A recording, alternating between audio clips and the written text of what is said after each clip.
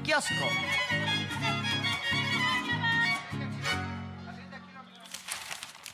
Arlene, vaya sesión la que se vivió el día de ayer en el Pleno de la Suprema Corte. Tuvo sus momentos.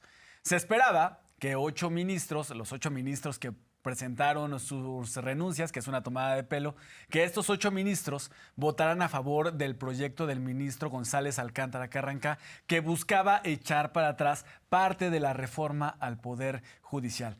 ¿Qué sucedió? Que un ministro, Alberto Pérez Dayán, pues no se sumó a los 8 ministros. Se rompió ese bloque de 8 ministros y con ello, pues no avanzaba el proyecto de Alcántara Carrancá.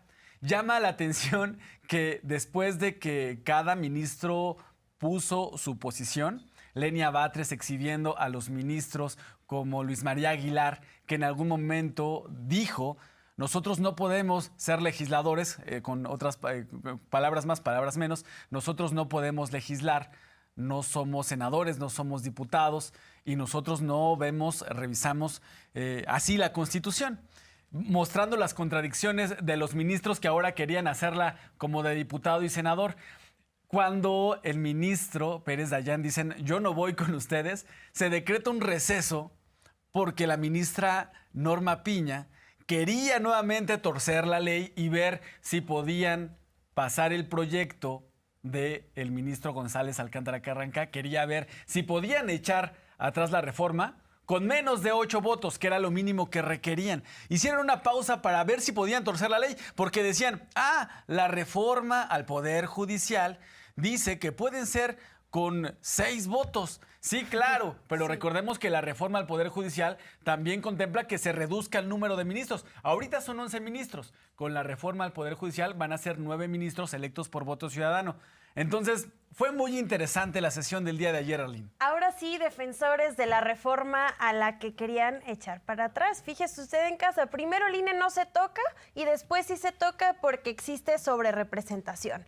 Después la Suprema Corte no se toca, pero luego sí, pues nos vamos con nuestros privilegios y nos despedimos de la justicia. Después la reforma se toca y la queremos destruir, pero la vamos a utilizar para poder beneficiarnos y destruir la misma. Pues entonces que se pongan de acuerdo, las contradicciones son obvias.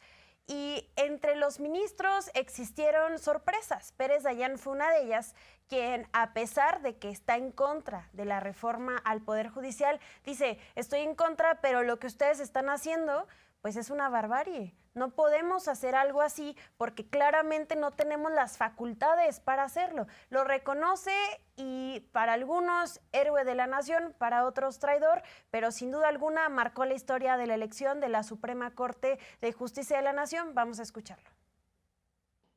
Concluyo aceptando con el proyecto que los actores tienen legitimación para promover una acción de inconstitucionalidad porque así se las permite precisamente la Constitución.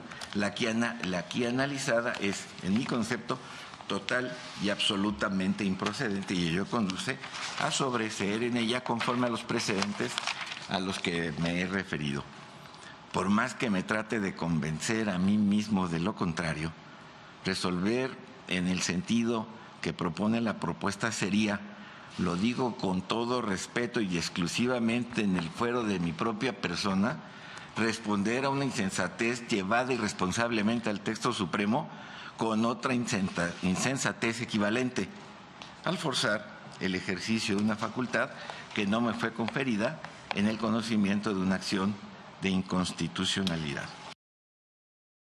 ¿Quién votó en contra? Pues fueron la ministra Yasmín Esquivel, la ministra Loreta Ortiz, la ministra Lenia Batres y también el ministro Alberto Pérez Dayán. Y yo los invito a que escuchen la intervención del ministro Pérez Dayán. Las otras 3 ministras también hacen intervenciones muy importantes. Pero el ministro Pérez Dayán lo que dice es: no estoy de acuerdo con la reforma, pero eso no quiere decir que mi opinión personal implique que pueda ser aceptado un proyecto de inconstitucionalidad. porque pues ya está en la Constitución. Por eso digo que podemos tener diferencias con el ministro, pero en este caso imperó la razón, imperó la Constitución, imperó el Estado de Derecho, imperó la ley, porque las ministras y los ministros también están regidos por la Constitución. Entonces, son 4 votos.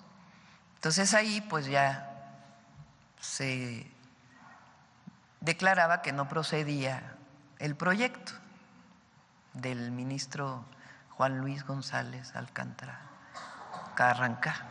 Y también, Entonces, la ministra presidenta dice, no son 8 votos los que se necesitan, son 6, porque a la nueva Constitución o la nueva redacción de la Constitución que ellos están impugnando dice que 6. Bueno, pero son 6 cuando son 9 ministros, no 6 cuando son 11. Los ministros ayer, aquí sí nos conviene la reforma y aquí no nos conviene, vamos a arrancar hojas a la Constitución. Imperó la razón, dice la presidenta Claudia Sheinbaum. Yo le sumaría que ganó la sensatez y también a algunos ministros les ganó la vergüenza de decir, ¿qué es lo que estamos haciendo? O sea, saben que lo que estaban haciendo estaba mal, que no son legisladores, que no pueden arrancarle hojas a la Constitución. Tuvieron un poquito de vergüenza y dijeron, esto sí ya, no le entramos. Al final ganó el pueblo de México. La reforma al Poder Judicial avanza. Ya es constitucional y el próximo año las y los ciudadanos en México vamos a poder elegir con nuestro voto a las autoridades judiciales. Así lo comentó la presidenta. O sea, era darle una vuelta así, pero una pirueta inconstitucional. Y ahí otros 2 ministros dicen, a ver, no podemos hacer eso. Que fueron el ministro Luis María Aguilar y el ministro Pardo, que también no estamos de acuerdo con ellos en muchísimas cosas, pero finalmente dicen, a ver, no, esto no puede ser. Por eso digo que imperó la razón. Digo, triunfa el pueblo de México. Y la Constitución y el Estado de Derecho, pero también impera la razón frente a la sinrazón, la cordura frente a la locura. Entonces, también, aunque no se esté de acuerdo en muchas cosas, también hay que reconocer cuando toman una posición que tiene que ver con la investidura de la Corte.